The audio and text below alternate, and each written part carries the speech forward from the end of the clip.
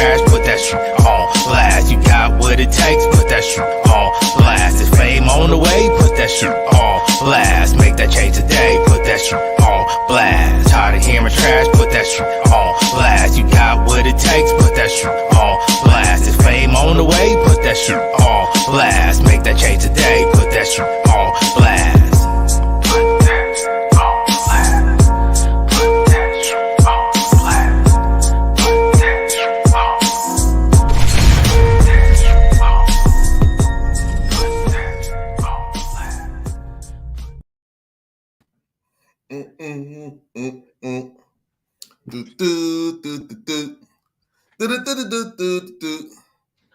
Why does Aaron look like he's in space?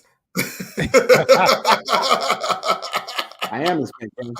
Oh, all right. So what's up? My point exactly. You already started? I didn't start nothing, man. I need to bring out my joke book already. I need to bring out my joke book. All right, bro. Hey, man. All right, man. Yo, what's up, party people?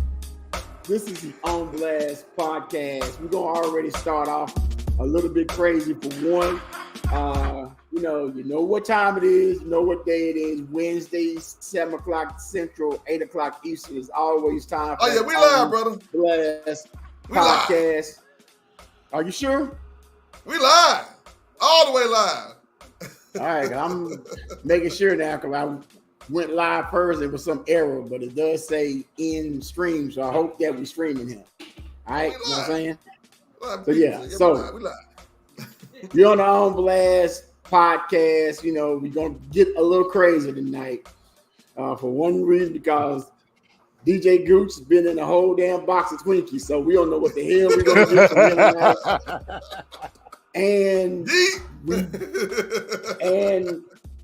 down there below, y'all do see our Ace Boone Coon, our Issa nominated for the second year in a row.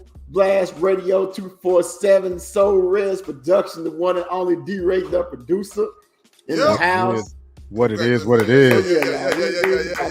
little bit crazy. We was about to get a little bit crunk up in here. Oh boy. Yeah. I'm just here so I don't get fined. Oh man, no. Oh man, tonight, bro, you are getting the interview treatment, even though you are a guest and that, a podcast host and everything else for us. You're also a phenomenal DJ, phenomenal producer. So, you're going to make sure that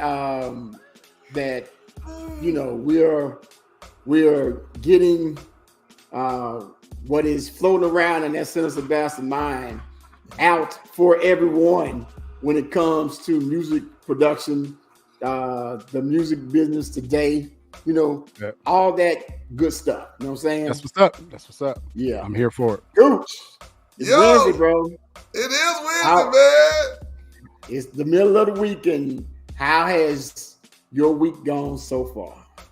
Man, it's gone a lot better than last week. We don't have the snow and ice and things like that. And I want to give a shout out to all my peeps over there in Baltimore and Maryland and Washington, D.C., which I happen to visit.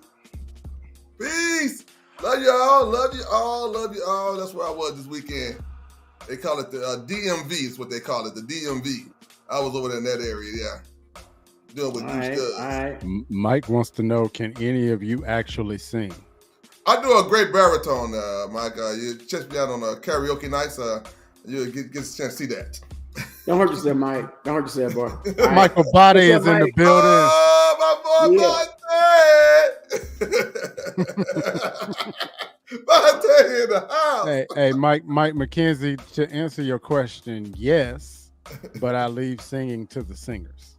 That's right. That's me. Yeah. That's me. Yeah. Nah, bro. Nah. No. I ain't D-Ray, how your week been, bro? Hey man, we good over here. We glad that it warmed up a little bit. It was literally like 14 degrees this weekend. Today is 60. So you know, Hey. this weather is kind of schizophrenic. Y'all got snow and ice. I think it might have snowed where I live maybe a good 10 seconds. Michael Body says, only way Gooch is singing is if the microphone is a Twinkie. Let me explain something to you. He ain't singing to that Twinkie. He ain't singing to that Twinkie. He doing something else with that Twinkie, trying to get that cream out. He doing something to that Twinkie that's illegal in 12 states. Only 12, good. Only 12. Yeah.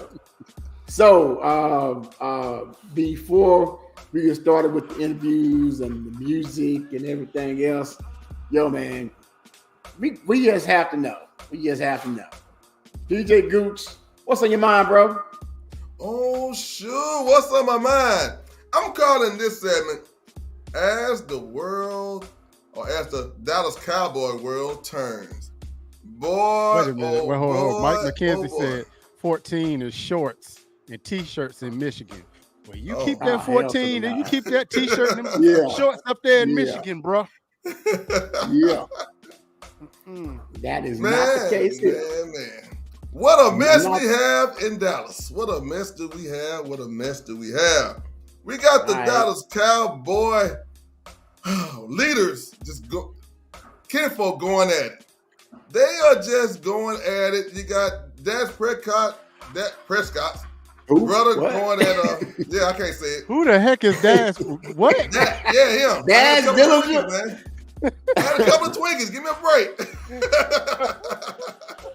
Yeah, this brother going at it. Somebody he want Dak out of Dallas. We have CeeDee Lamb's mom talking about Dak is not it.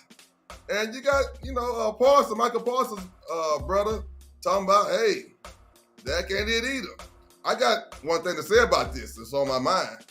We already know Dak ain't it. Dak has reached this level. Let me tell you something the playmaker told me, and he was so right. There are people on the team who just want to get a check, and there are people on the team that want to win the chip. Dak wants his check. He doesn't. If he wins something, he doesn't. It's all good. He doesn't care. You don't believe it? Show me some emotion. Yeah, I believe it. He can't do it. He choked. And why does he choke? Because he doesn't care. Anytime Trayvon did punk his butt up, he just punked him. Called him a BS. You know what? He didn't do nothing about it. Bro. That's on practice. Nothing about it. Hey, D-Ray, how many people call you a BS? None. Not to my Exactly. face. Matter of fact, none on StreamYard neither because I can travel. None. And that's the reason why we don't have a leader. Our leader, who's supposed to be our quarterback, is not. They didn't take that C off of him and get him shipped out somewhere else. He just can't win the big one. So Dare you say something different? Yeah. So my rebuttal to this is we ain't won nothing in almost 30 damn years. Yes. And you gonna blame it on one quarterback who is literally, even though it's just in the regular season, more than likely the best quarterback that you had since Aikman. Now, he choke because we didn't like Romo, we damn showed Quincy, and you can go in and name all them other ones. So I asked you this last week, Gooch, would you rather be 3-14, or would you rather be 10-12 with a chance? Okay, and remember now, I'm not watching them next year, but it's not just because of that. It's because when that defense got out there on that first drive, they became that bitch ass that like you don't want to say, and gave up and gave up and gave up and gave up. They did not stop them boys not one time. Not one time. So to like blame everything on like one player when you got coaches on that side and players on that side that are going to the Pro Bowl and was getting interceptions and was getting sacks and was getting everything, and they did absolutely nothing in that whole entire game, from the time that the ball was in the air to the time the dang horn sounded at the end. The defense did absolutely squat. Nothing. And you can't even come back and say that they stopped them once, because they didn't stop them once. My rebuttal to that is, you're right. I'm not just blaming Dak. He just had to be the biggest person that's on the field that's just a quitter. I disagree. And I cannot believe that y'all got me in a position that I am defending anybody that wear that star on their head. But it's almost like the tale of two teams. You take Dallas on one hand, take the Detroit Lions on the other, right? Dan Campbell has come in and changed the entire culture of the Detroit Lions. He did. Right? People are scared to play this team. People are scared because he will go for it on a 4th and 2, 4th and 3. Yes, he will. They will make it. You know what I mean? Mm-hmm. They come out there and they hitting people in the mouth. Right? They trust their coach. And they trust their coach because their coach trusts them. The coach came in with a plan. You know what ownership did? You know what the Ford family did? Hands off. Go do what you do best. And we're going to sit back here and do what we do best. Right? But Dallas, on the other hand, Dallas has an owner who will call down to the sidelines to tell the head coach to not run the play that he just put out to run. Yeah, I don't think that happens, bro. You got Jerry Jones.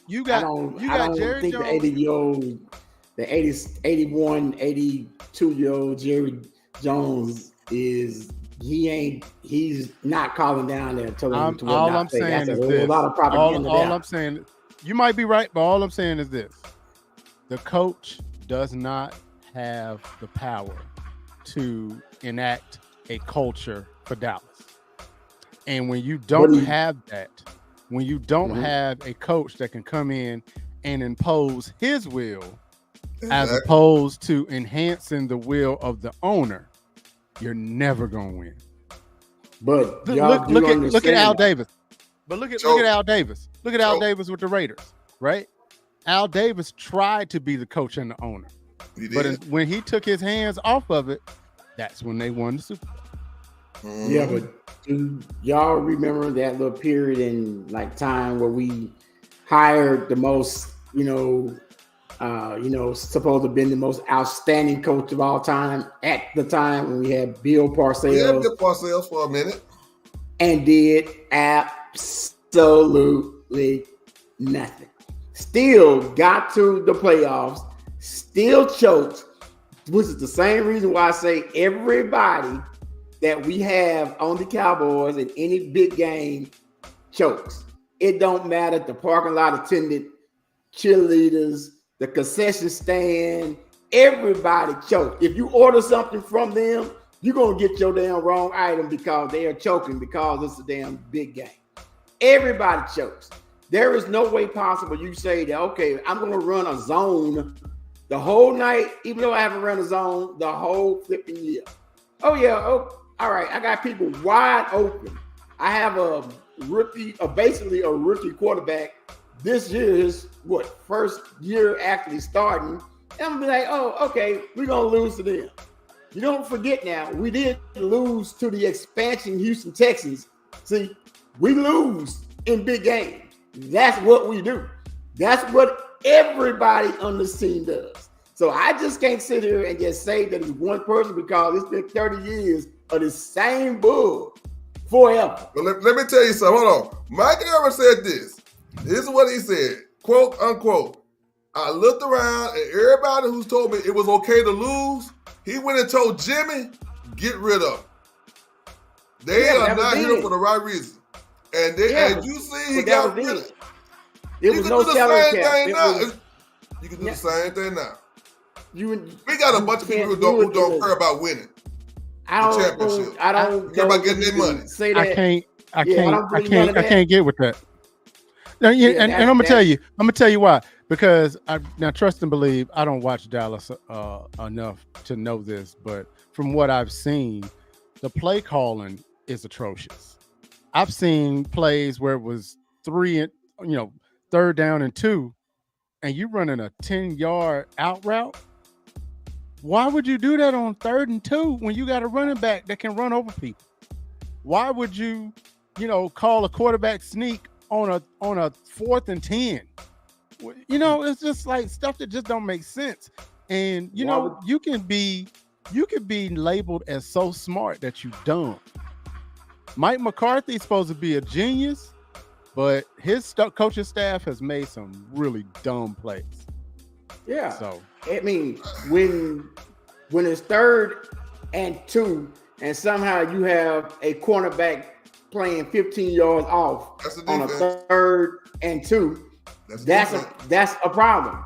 Okay, I'm sorry, that's a problem. And if you're behind the 8 ball, in a game where you're not supposed to be, because they could have gotten off the field, okay, except for what? Another penalty gave them, and they just drove on down, and from there could not stop them.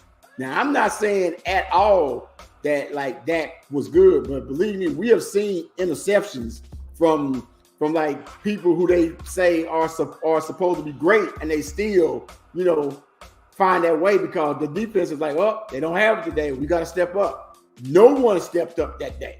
You know whose really fault it is? You know whose fault it really is, though? Who that? It's you cotton picking Cowboy fans. It's your fault. Cotton picking. You know why? You know why it's your fault? Pick a little cotton. Because we give it to July. End of July, beginning of August, we them boys. We went in the Super Bowl this year. Yeah, we went undefeated in preseason. You won't hear me say we winning anything. We do this. We're going to get this. Oh, we're going to. And you know what? You set unrealistic expectations, right? You're a Pittsburgh Steelers fan. If Big Ben was your quarterback, you already knew Big Ben's going to throw 2 interceptions every game. Period. Hell, I thought that this Bottom year. Line. Bottom line. I thought that this year. You know what I mean? And so as it's compared to last year. And so at the end of the day, it's really all about where is the motivation? Where are the veterans? Where are the people that are willing this team to rise above their standard, right? Because at the end of the day, hype don't win championships. No, it doesn't. So neither does bump that. them. Especially when all their fans move to Baltimore. But we could do a whole nother podcast on that. Hey. All right, y'all. I'm gonna go and drop this blast commercial right quick. Then we're gonna come back and get into it with D-Ray, the producer. We got some hard-hitting questions for you. Yeah, we do. Okay, got some hard-hitting questions. So you gotta like put that music hat on. How many times he gonna shift this cap like this? I'm gonna tell you. At least 3. That's over under. All right, y'all. Be back in 2 shakes.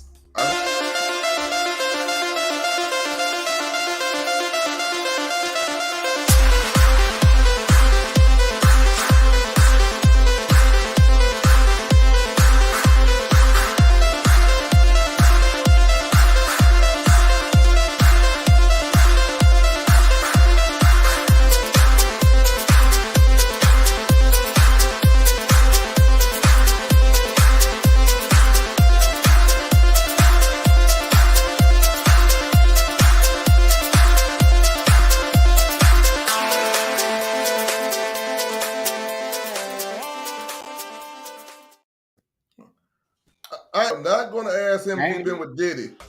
We already know he was at Diddy's parties. Are we back? Never mind. The hell he was talking about? You know good and well I wasn't at no Diddy party.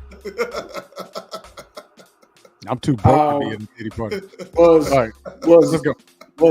Was the good Bishop talking to Goose when he was talking about getting swallowed up? I just want to know.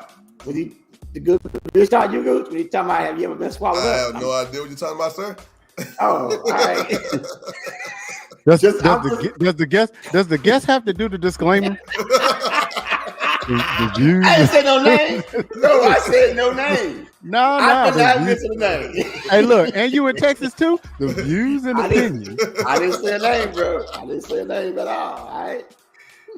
So once again for the uninitiated, yeah, I stole another one from you. I can't have nothing. We have in the house Mr. D-Ray, the producer.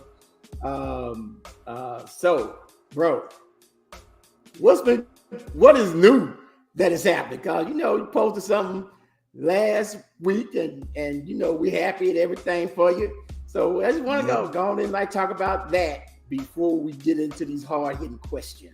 No doubt. Well, last week we were notified that I have been nominated in 3 categories for the 2024 ISA Awards, which is the International Singer-Songwriter Association, based in Atlanta, Georgia, with our good friend of Blast, Tammany Dove, her organization. I have been nominated for DJ of the Year, Songwriter of the Year, and Sound Engineer of the Year. So to God be the glory for that. And so I believe, if I'm not mistaken, everybody from Blast Radio has been nominated for the 2nd year in a row, which is completely dope. And so shout out to you, Mr. Jackson. Shout out to Veep. And even you too, Gooch, because we're all family up in here. Thank you, Mike. And we're gonna try to set Atlanta on fire this time. So definitely. We're gonna party a little bit. I'll try to hit that up. Yes. So Gooch. Yes, sir. Gooch actually wrote out some questions, which is why he has his glasses on today. God. So I'm wait. Hold that notebook up again. Hold it up again. Hold it up again. That ain't even. Look. That ain't even college rule. That's the wide. And I got pictures too. You got to write that big old number 2 pencil. Yeah. You got to write the big kindergarten pencil. Hey, let me show it. Is that like the dotted line right there? I was like, All right, dude. Let's get this dumpster fire started. Question. First shot, bro. What was the hardest project you ever worked on? You know what? In this game, there's sometimes you have projects that you really just need to say no to. I had an exotic dancer one time who wanted me to create a track based off of a Kurt Franklin song. Okay. And now here's the funny part. And so I knew I shouldn't have done it, and I tried to do it to her liking, and it didn't come out right. She jumped on social media, kind of went after me a little bit or whatever. And then 2 or 3 years later, DJ from my hometown, High Point, North Carolina, he does the exact same track. And and he did it professionally, and it went like platinum or whatever using Kurt Franklin. But yeah, so that was real hard. It's real difficult when I'm doing it just because I might need pay a bill or something. But if I'm not believing in the music, I've learned to just say no. So those are the hardest projects. What was the longest project you ever worked on? What took you the longest? I was music supervisor for a short film called Dick Control that was released. What kind of control? You heard me. Something that clearly the both of you lack.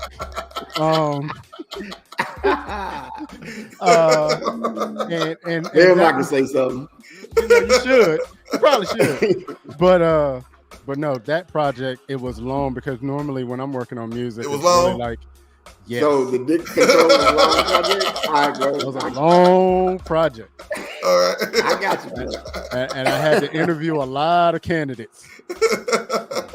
We're gonna just keep it. I ain't going your ass, bro. Just drop the draws. How does this go? Yeah, right. Lord, I knew I should have called in sick tonight.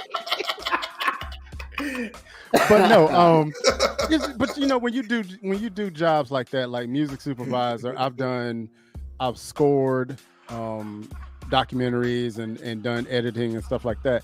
Those are really long projects because it's really long and drawn out, because it's just not like, okay, I'm gonna sit here, I'm gonna create some music and mix it, master it, get it sent off. No, especially when you got to deal with other people and you got to go find artists, you got to go listen to the music, you got to go have meetings and all this other stuff. So those type of projects, when I'm not actually in the studio, those take the longest amount of time. All right. So I have heard you say this, but I'm not sure if like everyone else who is actually on here you have expressed many times that there's a difference between a beat maker and a producer. Absolutely. Go ahead and let the people know what's the difference between a beat creator and a real producer.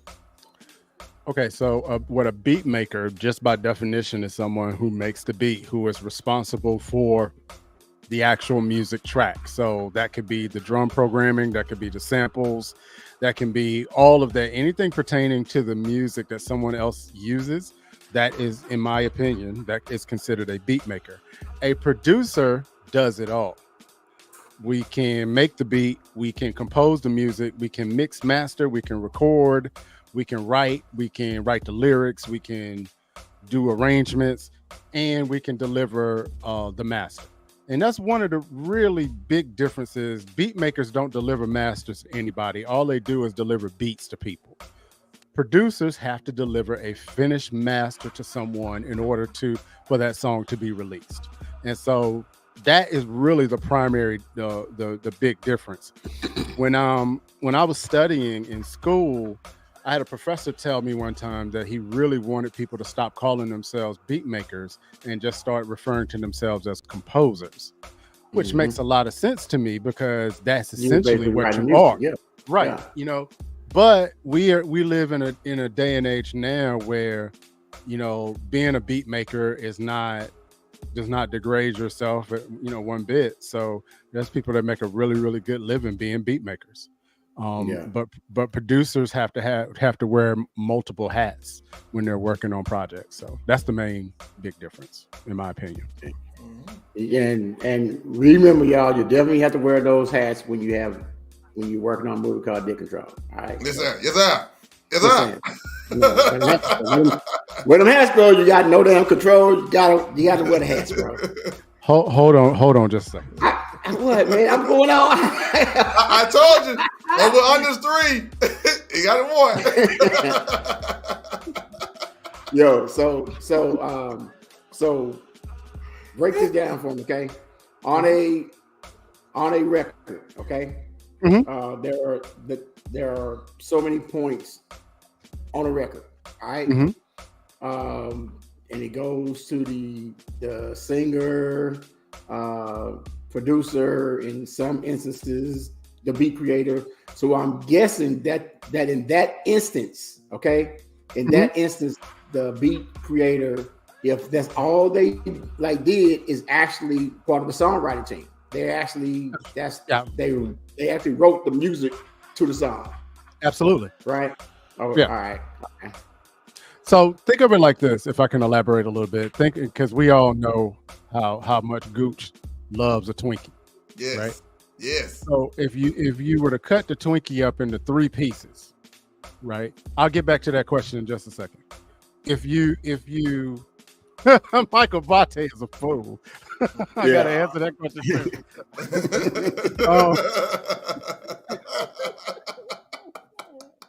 Hey man, I'm gonna get you for that one.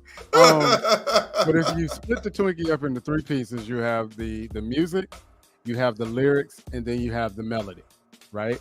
So theoretically, if you have a beat maker that came up with the main melody of the song, technically they have a percentage of the music and they have a percentage of the melody, right? So there's different ways that can go on, and this is why it's always important that when you're in the studio with a beat maker, producer, rapper, singer, whoever, split sheets come into play. Because the one thing you never want is to be in a situation where a song is a hit and then now everybody is trying to decide who did what, right? Yeah. That needs to be determined out the gate. And so, because that can be, it can get kind of convoluted, especially when you have millions and millions of dollars.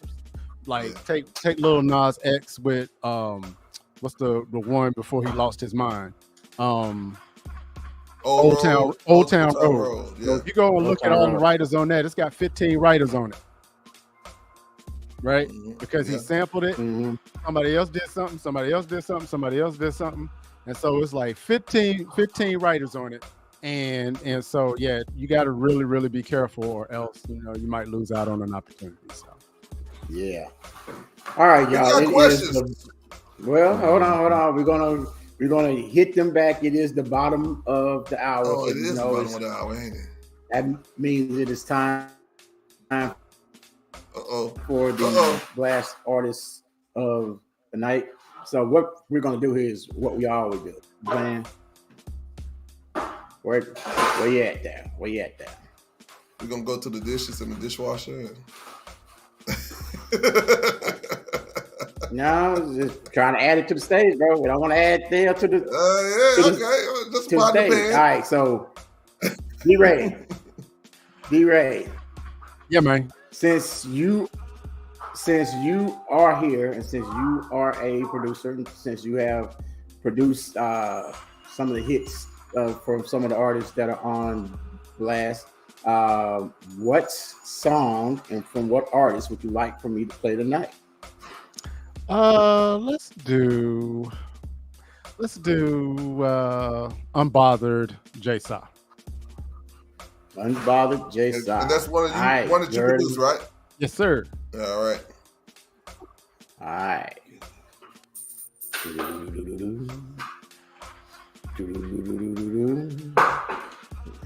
Unbothered by J-Saw. Let me see where you at here, bro. It might not be on there. Yeah, it's not on here. Anything by the Divine Favor Project. All right, so we're gonna rock some Divine Favor Project. Going back over here. Well, back over there, I saw me. And for those who don't know about the Divine Favor Project, that is one that it's close to D-Ray's heart. It is very close to D-Ray's heart. That is a conglomerate of musicians and singers and songwriters, and my wife happens to be one of them. So any one of them songs is fine. Except the Christmas song. We're just gonna do this one right here called "Keep On Marching." If you would, please pause the background music for me, Mr. D-Ray. Got it like that. There you go.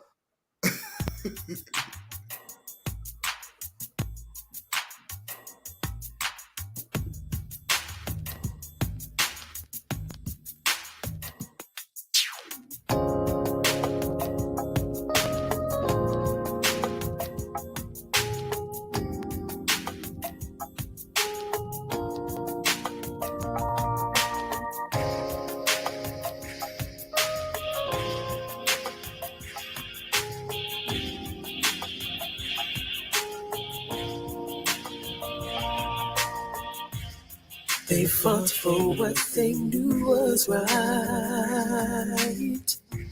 so that we all would one day see the light.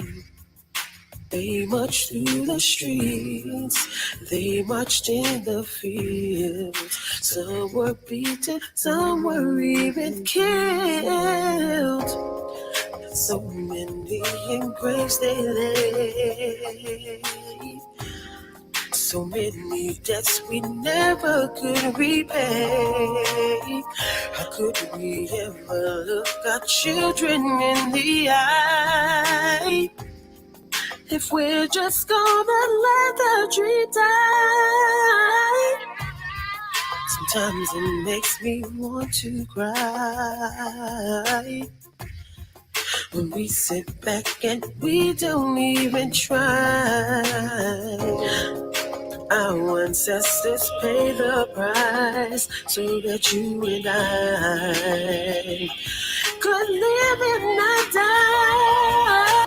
Keep on marching, keep on marching, keep on marching, keep on marching, keep on marching, keep on marching, keep on marching, keep on marching.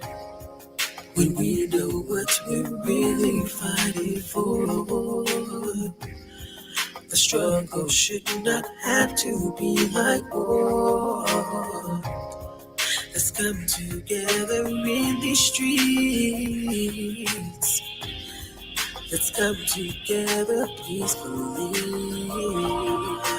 Keep on marching, keep on marching, keep on marching, keep on marching, keep on marching, keep on marching, keep on marching, keep on marching.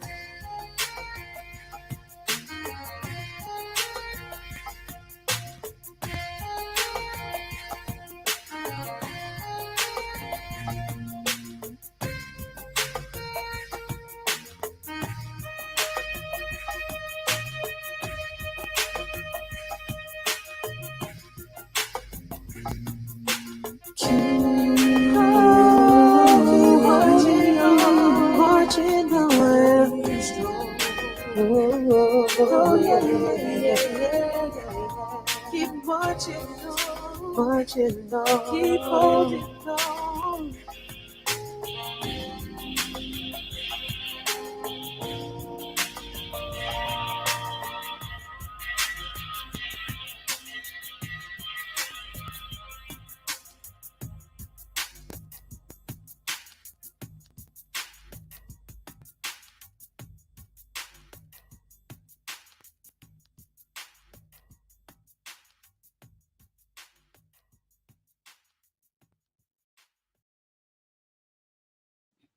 Word up. Word up. That was the Divine Favor Project, produced by DJ the Producer. Yo, if you are an unsigned artist, comedian, content creator, movie maker, whatever, yo, go over to blastmusic247.com, sign up, and come and join this journey and everything with us. We're all about independence. We're all about the independent artists. We're all about trying our best to make sure that everyone gets to hear your talent. All right, blastmusic247.com, sign up. We are trying to change this entertainment industry one artist at a time. So before we go on, real quick, I'm sorry. Mm-hmm. The song that you just played, "Keep on Marching," was written during the pandemic at a time where we saw a lot of civil unrest, and it was dedicated to the memory of Dr. Martin Luther King, whose birthday was a couple of weeks ago. Yes. And whose son, Dexter Scott King, passed away a few days ago. Mm-hmm. And so it's a reminder of how we need to keep on moving and keep on going. But Dexter's death is also a reminder for Black men that make sure you check on your health. The reports are that he passed away from prostate cancer, and prostate cancer is one of the number one killers of Black men in this country. So we need to use that as a call to arms to, go get yourself checked out. Yeah, it's unpleasant, and yeah, it might not be the sexiest thing that ever. However, it can save your life. So let's, keep on marching, man. Go get yourself checked out. Take care of yourselves. Yes, sir. Hey, on that song, before we get to our questions, on that song, did I detect a hint of baritone D-Ray? I did. Under the I did. notes of your wife there. I was like, hold on. All right. Okay. All right. I will neither confirm or deny. Oh, okay. All right. I know I'm hearing something up under there. Yeah. All if I can be honest, I really, really hate singing. And I respect singers sometimes, but that's a whole separate skill set. So. All right, so we're gonna go back to the question. Well, that wasn't the one I was going to hit, but I guess Gooch already did that one. Yeah. Do you ever have a song that you search for the right artist? Absolutely. You know, sometimes, you know, the songs or the tracks kind of write themselves, especially if you have a particular idea.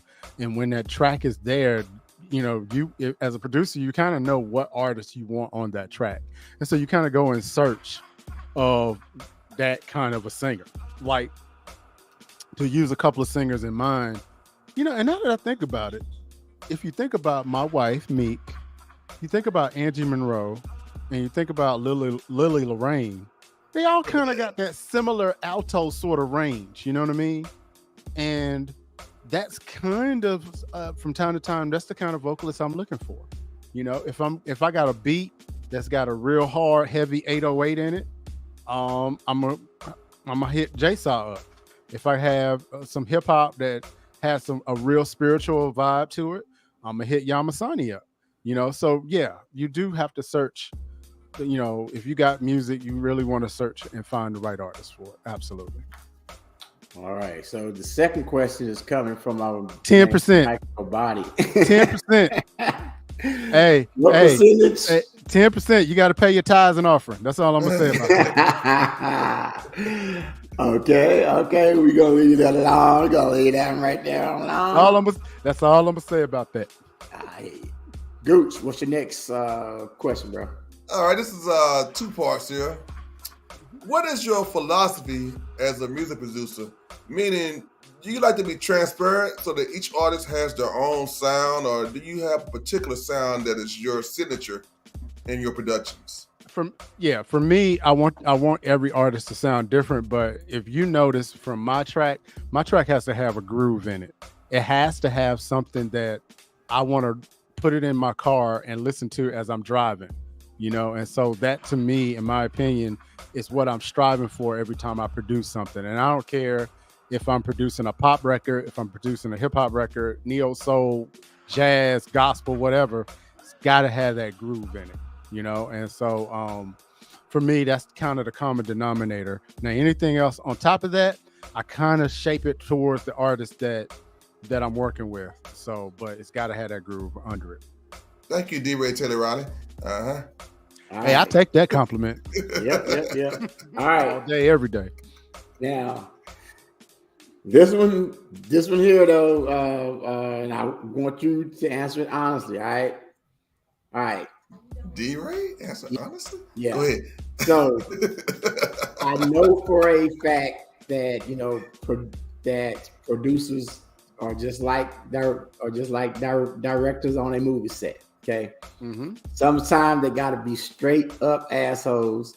How much of an asshole do you get when you're in the booth with someone and you're trying to get it right?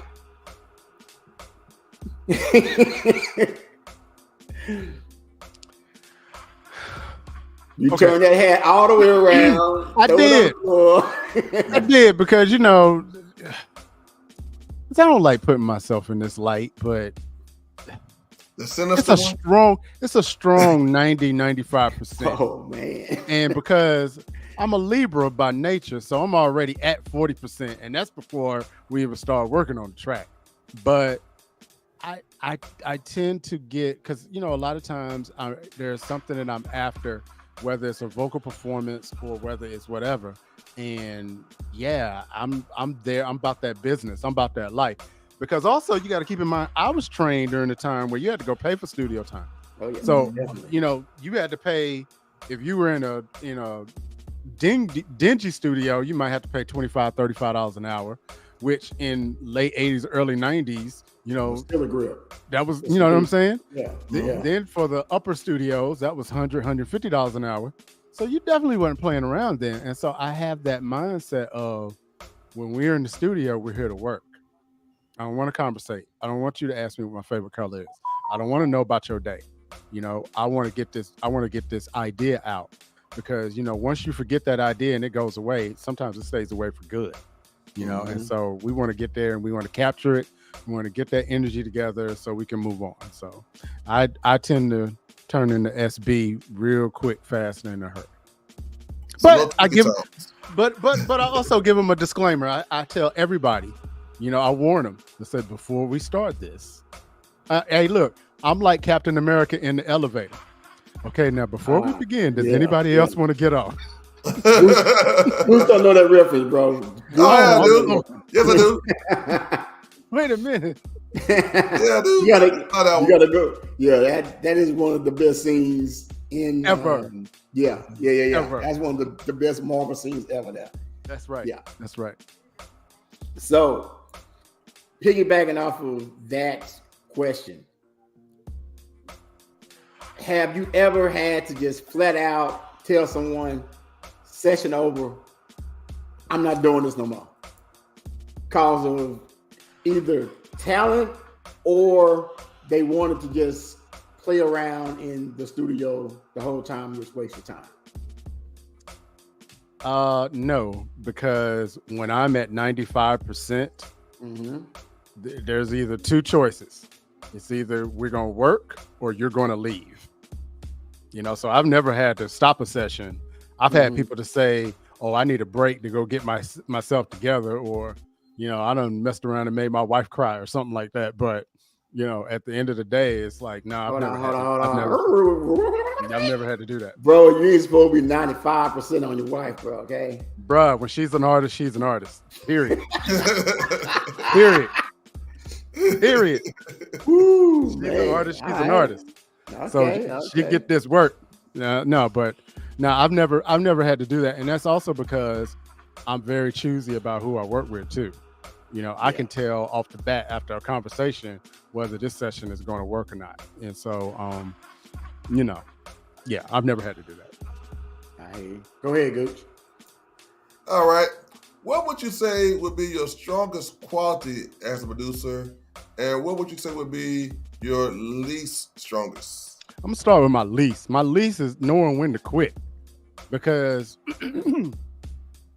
there is an old saying that goes that great art is never finished, it's only abandoned. And I am that type that I can always make it better. I know I can always make it better. And so I never know when to stop it and just go, it's fine, it's done. Because I'm always hear something, right? So that would be kind of I think, something that I'm probably have to work on and probably never get right. My strongest quality is my ear. I know how to match things to get the kind of feeling that I want. So if I'm working with an artist and we have agreed that this is the type of song we want to work on, I've been blessed with an ear that I can get it there. I can get it to the realm that, okay, now we're starting to pull this idea out of the ether, and now we can start building something. And so I think that's one of my strongest qualities. All right. Can I get a follow-up question, Rod? We are going to drop another song that you produced, though. But I don't want Gooch to forget his question. With his senior. How them Twinkies. How them Twinkies do you? Out of mind. When you said that you want to make it, you can always make it better. What's the most number of revisions you can remember you having to do? Oh my God, I've done 25. 25 on one project? Mm-hmm. 25 revisions, okay. I've done 25. As a matter of fact, I have a song that I wrote in high school that I'm still working on. and high school for me was 30 years ago. No, I'm New Testament. You two Negroes is Old Testament. So like as far as revisions for like a song that got released, 25, 26, 27. Because I always go back and say, okay, I can tighten this up, or I can add this, or I can add that. And so lots of revisions. Thank you, Rock. Got you. Well, yo, let's go ahead here. I'm gonna add another one. This was one of the first songs that you produced since we've been knowing you. This is Miss Angie Monroe. This was your joint before she even got on it. You already had this beat and everything already worked out for her. So this is Miss Angie Monroe with Where You Are.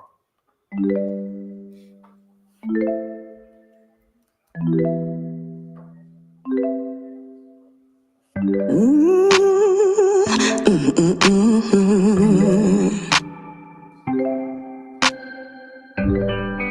Table for two is what she said. As I sat down, had you all in my head. I apologize 1,000 times, please. I even fell to my knees. I called you, but you never showed. I couldn't believe you stood me up. My heart skipped a beat and I cried. Because I love you so much, I wanna be where you are. You're the driver, I wanna be the car. If you're the sky, wanna be a star. I'll travel the world, near or far. Wanna be wherever you are. Never knew a love like this before. Got me doing things I never said I would. You were my very first love. Move heaven and earth if I could. I wanna be where you are. If you're the driver, I wanna be the car. If you're the sky, wanna be a star. I'll travel the world, near or far. Gotta be wherever you are. Don't leave me, I don't know what to do. I've wasted half of my life, even promised to make me your wife. You're the wind beneath my wings. I'm addicted to your love like a dolphin. So tell me, where are you, baby? Please, please, 'cause I wanna be where you are. If you're the driver, I wanna be the car. If you're the sky, wanna be a star. I'll travel the world, near or far. Gotta be wherever you are. You are.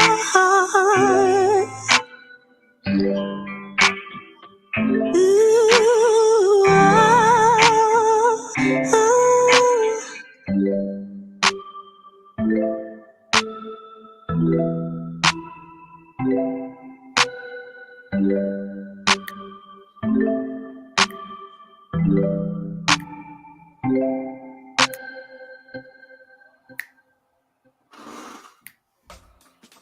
All right. You know, Gooch, every now and then, I really wonder who she's singing about. Every now and then. Every now and she sang that song hard, boy. She did. Like some old knucklehead messing her around. I just every now and then. Hey, I feel you on that. I felt it in the song. It was in my bones. Down in my spirit. Funny, I ain't never got that perception. Yo, so that was Angie Monroe with Where You Are. That was that it was composed and produced by D-Ray, the producer. Mike, what other genres do you like to produce or enjoy? For me, I love neo soul. I love hip hop. I love jazz. I love some gospel as long as it's got a groove to it. I hate boring gospel. I love, chill music, chill hop, and electronic music. And I could see me doing some type of hybrid of blues and country one day, something like that. But for the most part, those first few genres, those are what I feel like my lane. All right. You got something, Gooch? Oh man, I want to say, D-Ray, what do you have coming up in the future that you can tell us? Okay, so the song you just heard with Angie Monroe will be featured in a movie that will hopefully be released within the next month or so, written by another blast artist, Nikisha Wrights. Yes. I reached out to her a couple of days ago, and she's still in the editing process with that. And so I think it's called What Fairy Tale, and so we're excited about that. I have 2 releases that will be released probably the first week of February. An artist that I'm working with named Tracy Gardner goes by the name of Jaina. She has a release remix, and that'll be out, I want to say February 3rd. And then the Divine Favorite Project featuring Meek, we have another release that'll be released sometime in February. So staying busy over here, man. Staying busy. Yep. All right. So before we let you go, give us your thought on. I'm just gonna pick this particular genre. I'm pretty sure that like we have talked about it, but give me your view of where exactly this iteration of hip hop is going. You know, everything everything comes around, everything goes around.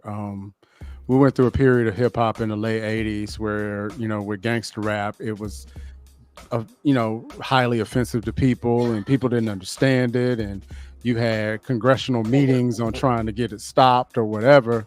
And so the way that I feel about this, at some point, the people are going to start picking the hits instead of record companies.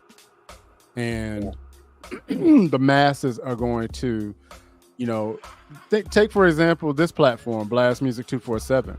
You got some incredible artists here that are independent, that people can come to this website and, listen to and support, buy their music, buy their merch, whatever. And that's where the industry is kind of going. And so we interviewed Kilo Pugh on The Center a week ago, and we had the conversation about the difference between a hit record and a hot record, right?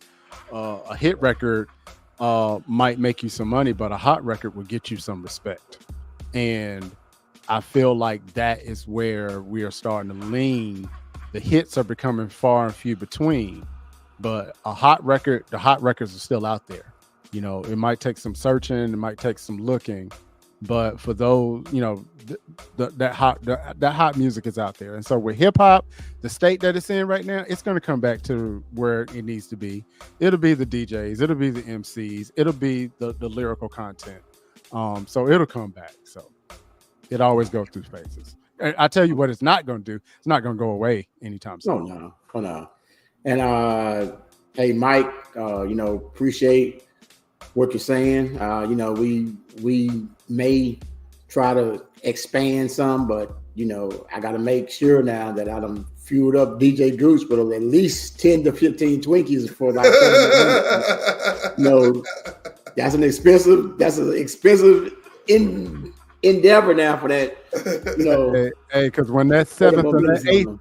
But when that 7th or that 8th Twinkie hit his central nervous system, man, we don't want no parts of that. None at all. Well, yo, man, I want to thank you for coming on, answering these hard hitting questions that Gooch set up. You know what I'm saying? Remember now, wear your hats when you don't have dick control.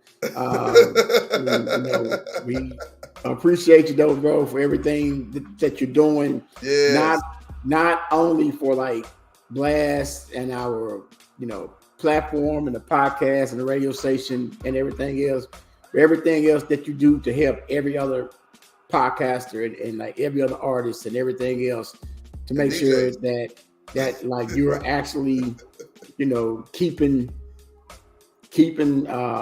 real music and everything alive. You know what I'm saying? So big ups to that. To God What be you the got to say, glory, Gooch? Man, I wanted to say congratulations on the well-earned honors for the 3 nominees for you. And you well deserved. I said well deserved, man. We appreciate everything you do. And like I said, I know I do, especially. No doubt, man. You know what?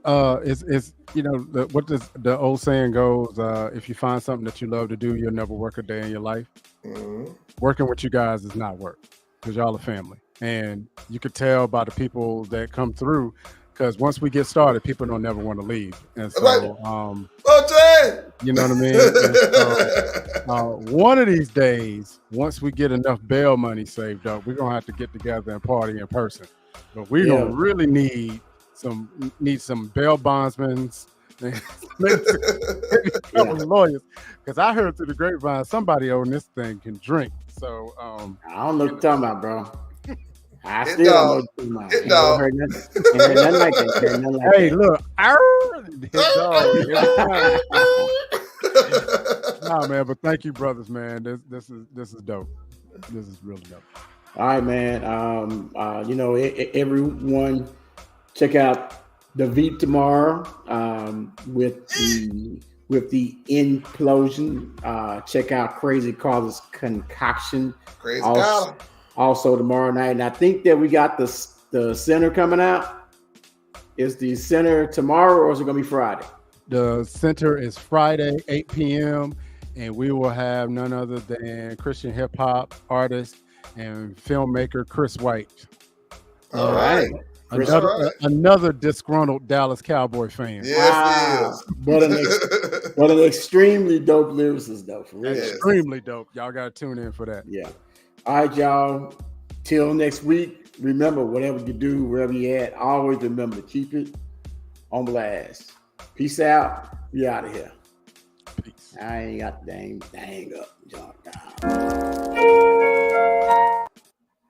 Uh-oh. That was a quick one. Try it again. Yeah, push. Put that shit on blast. Put that shit on blast. Put that shit on. Tired of hearing trash, put that shit on blast. You got what it takes, put that shit on blast. If fame on the way, put that shit on blast. Make that change today, put that shit on blast. Tired of hearing trash, put that shit on blast. You got what it takes, put that shit on blast. If fame on the way, put that shit on blast. Make that change today.